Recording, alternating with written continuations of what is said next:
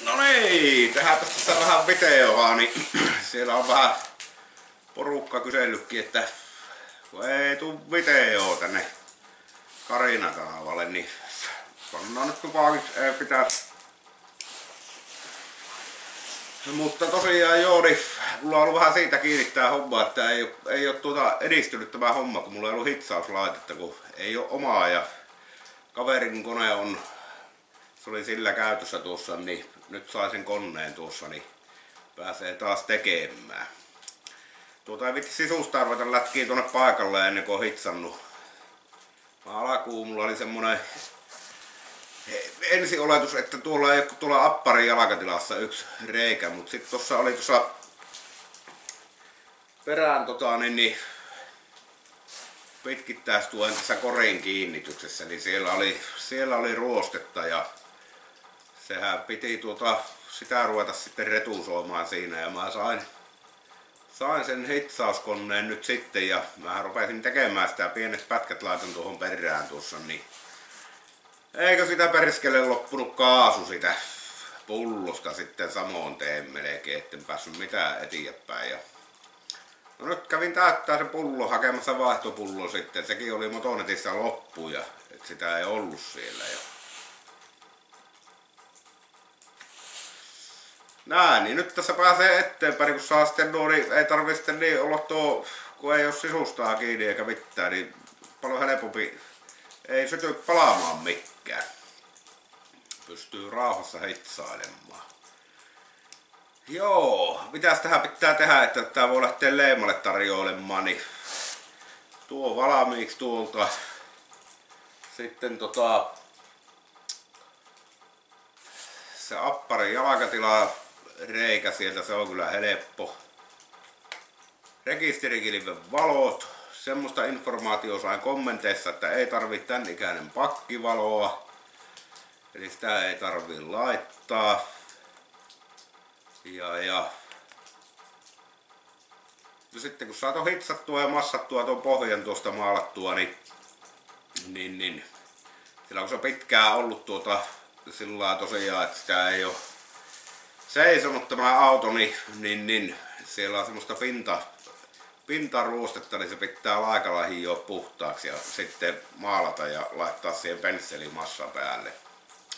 Tämähän on aikomus jossain vaiheessa kyllä laittaa tää kori viimeisen päälle kuntoon, mutta kunhan nyt pääsis vähän kesällä ajelemaan. Ne hitsuut. Sitten öljyt pitää vaihtaa perään vaihelaatikkoon ja moottoriin. Ne rekisterikilven valot. Sisusta paikalleen. Sitten pitää varmistaa, tai katsoa tuo lasinpyyhkijöiden kunto. Tööttö pitää laittaa jonkunlainen. Tuossa ratissa on se keskiö tallessa alkuperäinen ratti, mutta sieltä on mennyt jotenkin kulunut rikki ne töötön, ne hankauspinnat ja ne. Et se voi olla, että se joutuu jollain napilla laittamaan sen. Mitäpäs muuta. Jarrut pitää vielä ilmata joka nurkka kertaalleen. Yhden kerran ilmasin, mutta kun järjestelmä oli ihan aivan tyhjä, niin kerran kävi joka kulman läpi, niin pysähtyy kyllä polkimella, mutta niin on siellä vielä ilmaa kumminkin. Ja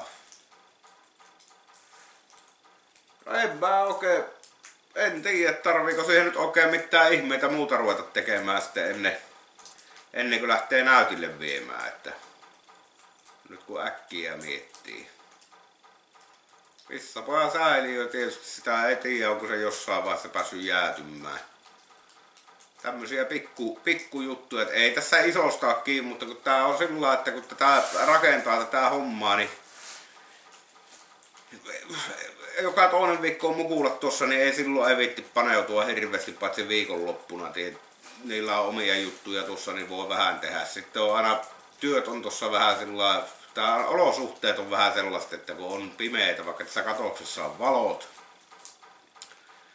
Mutta jos on helkutin kylmää tai sillä niin pimeää, niin on se aina vähän eri olosuhde kuin tallissa laittaa, että ei välttämättä tuun niin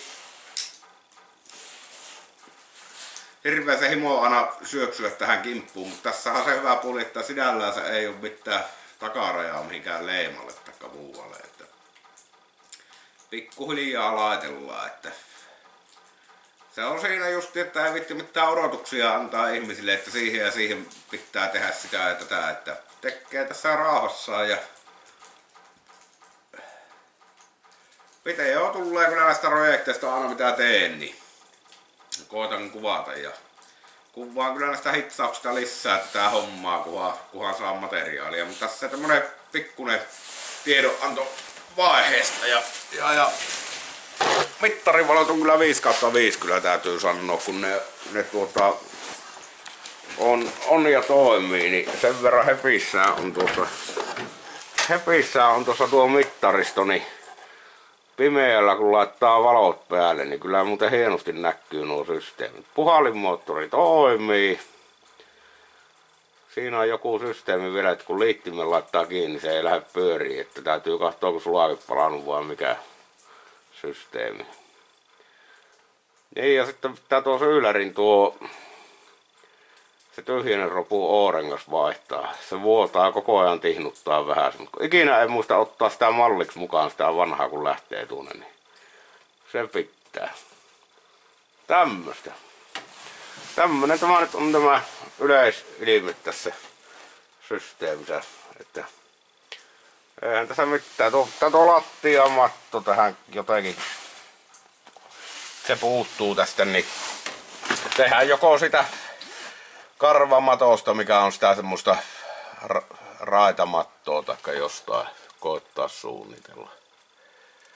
En tiedä. No, kunhan nyt kahtoo. Tämmösiä kuvia tunnelmiin täältä, niin tehdään tosiaan video tässä, että ei oo hylätty ajatusta. Tuossa on ihmepaikassa lommo. Joku on varmaan kyynärpäällä juntannut siihen. Nuo pitää maalata kyllä mattamustaksi nuo oven kartiinit. En tiedä, jos laittais viininpunaista lyyssiä sisuksen täyteen, niin tästähän tulisi sen jälkeen semmonen kutuluola, että oksat pois. Joo. Sammutellaan. No niin, täällähän sitä ollaan perstaan kimpussa ja niin kyllä tässä on ihan mukavat, ei siinä mitään. Katsotaanpas niin. Tässä on vähän semmonen haasteellinen homma. Otetaanpa tuosta kahtoen. Kattokaa näis, kun tilanne on se, että täältä löytyy tämmönen vähän huono kohta. Tää on kyllä tuolta asti hitsaatu tää lattia, mutta saa nähdä teräsarja käsittelyllä mennä, kun sitä on vähän huonosti käsitelty se hitsun jälkeen. Mutta tässä on tämä pitkittäistukivarren kiinnityksen läheisyydessä vähän huonoa juttua. Tuolla on reikä. Ei katastusmies päästä läpi, jos on tuolla kohtaa reikä. Sinne ei pääse rälläkällä käsiksi, kun tää on kiinni tämä. Mutteri lähti auki kyllä, mutta tuo on perskeleen tiukassa. Ei tuo pultti aukeamaan millään, mutta täytyy kokeilla tuolla pulttipyssyllä. Mutta on niin huono tuo pien kompura, siinä ei taho tuotto riittää. Katsotaan mitenkään. Irtihän se on saatava, ei tuoda pääse rälläköimään muuta. Joo, ei siinä auttanut vetää, kun tuo pultin kanta tuosta poikki. Ei vaikka pulttipyssyllä 10-15 kertaa kokeili, niin ei mihinkään. Toivottavasti lähtee nyt lyömällä läpi tuosta. Ei tuonne pääse noita muuten hitsaamaan, se vartta saa tuosta irti. No ei, pitkän taistelun tuloksena se nyt on. Tuo tuki varas tuolta irti ja pääsee tuota peltiä tuonne ehjäämään, mutta siinä on semmonen homma, että kun mä tuon pään leikkasin sen pultin kannan tuosta irti, niin tää holokki, mikä on tuolla tuon puslan sisällä, niin kattokaapas, kun siinä ei näy juuri minkään näköistä, niin kun se on niin ruostunut tuo pultti tuohon holokin sisäpintaan kiinni, että sitä ei ole saanut mitenkään vääntämällä lähtemään siitä. Ei mitenkään. Vaikka miten VD40 tuonne väliin, niin se on jo uutuutenaan niin tiukka, että kun se ruostuu tuohon, niin se on koko matkalta tuolta varmaan ruostunut tuohon. Tuolla näkyy miten piensinä tuo toleranssi.